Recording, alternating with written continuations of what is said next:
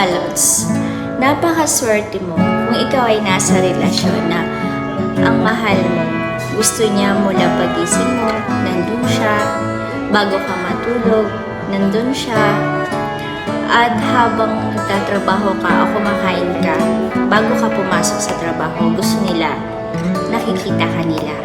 Minsan nga, habang natutulog ka, binabantayan ka pa nila through video call.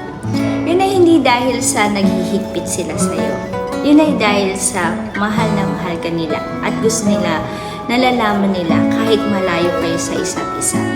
Kung anong nangyayari sa inyo, concern lang po sila. Gusto nila makasigurado na okay ka kahit na magkalayo kayo sa isa't isa. Napakaswerte mo, ka-OFW, dahil iilan na lang ang mga taong totoo na nagmamahal